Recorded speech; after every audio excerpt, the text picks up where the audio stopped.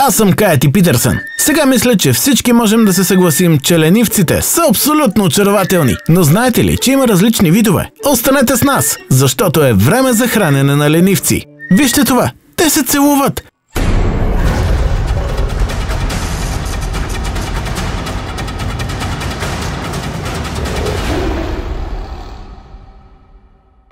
Коста Рика е дом на огромно разнообразие от диви животни.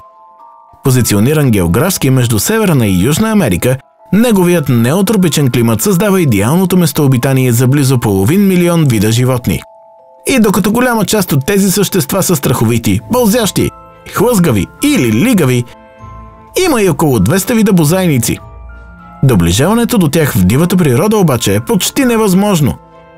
И така, днес ще посетя резервата за диви животни Алторас, който е идеално разположен по крайбрежието на Тихия океан в крайбрежния град Доминикал. Това съоръжение помага на разселени или ранени животни да се рехабилитират, така че в крайна сметка да могат да бъдат пуснати обратно в дивата природа. Резерватът е дом на много видове.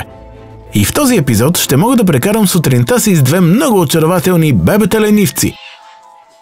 Време е за хранене на ленивци. Ние снимаме видео спрямо животните и хората. Винаги си мислят, че животните ще се бият. Не е така. Особено когато става въпрос за бебета ленивци. Това, което гледате тук, е ленивец с 3 пръста и ленивец с 2 пръста. Сега, има някои много отчетливи разлики между тези два вида. И точно сега ще ви покажем тези разлики. Забележете как трипръстият ленивец има много груба козина, която е по-тъмна на цвят, докато двупръстият е много по-мек и по-светъл на цвят. Структурата на лицето обаче е най-очевидната визуална разлика. Може да видите колко отчетливо е лицето на трипръстия ленивец. И това е типичният вид ленивци тук в Коста Рика. Най-известният вид от ленивците. Има наистина очарователна малка маска, прилича на миеща мечка, черни очи като маниста и този нос като копче. Когато погледнете двупръстия ленивец, ще видите, че оцветяването му е на златист тен, а носът, устните и очите са по-светли на цвят. Муцунката е леко издължена. Добро утро, Куки! Как си? Забавно ли е? Тази сутрин си пред камерата. Вие сте звездите на шоуто. Може да покажете собственото си шоу, нали? Това е абсолютно най-готиното нещо, което съм правил. Да храня едновременно двупръст и трипръст ленивец.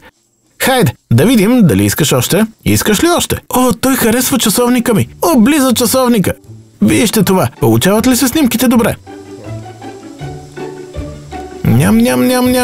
Да, не можеш да ядеш часовника. Да се върнем на млякото, а не на часовника ми. Какво ще кажеш за това? Трябва да е останало козе мляко по часовника ми, защото той изведнъж стана интересен обект. Могат да изядат до 20 спринцовки мляко наведнъж. Имаш мустаци от мляко, нека те изчистя. Ето. Окей. Добре ли беше? Структурата на пръстите е друга основна разлика между тези видове. Трипръстият ленивец има 3 пръста на предните си крака. Те са слети заедно и служат като кука за захващане, докато висят от клоните на дърветата. Двупръстият всъщност може да се движи независимо от двата си пръста, а възглавничките на лапите без косми му позволяват лесно да хваща и манипулира храната. И двата вида са дървесни, което означава, че прекарват по-голямата част от времето си по дърветата. Единственият път, когато слизат на земята, е да се преместят от дърво на дърво или на всеки 7 дни. Тогава отиват до тоалетната. Така че просто ще стои 7 дни и ще яде листа, плодове и цветя. И след това ще слезе да си свърши работата. Но когато са горе по дърветата, те са предимно самотни животни. Освен когато е женска с бебе или по време на размножителния период. Може да погледнете нагоре към върховете на дърветата и този ленивец ще стои напълно неподвижен. Просто ще изглежда като термитно гнездо или купчина от листа. Тъй като е предимно нощен, двупръстният ленивец прекарва нощта си в търсене на храна, листа и плодове под прикритието на нощта. Докато трипръстият ленивец е дневно същество. Прекарва времето си на дневна светлина, пирувайки основно с листа. Що се отнася до Куки и Карамел, на крехката им възраст от само няколко месеца, диетата им се състои предимно от мляко. Ау, вижте това! Куки е дълбоко заспал след сутринта си с коза мляко. Правил съм доста невероятни неща в живота си, но няма нищо по-добро от храненето на очарователните бебета ленивци. Аз съм Кайти Питърсън. Бъдете смели! Останете диви! Ще се видим на следващото приключение.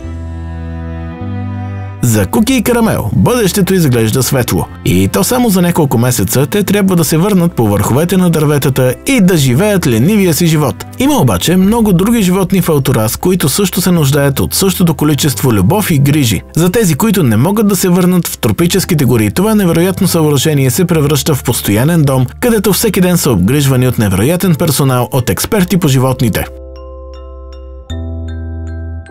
Куска с бебето Кан. Абонирайте се, за да се присъедините към мен и екипа в този сезон на Breaking Trail.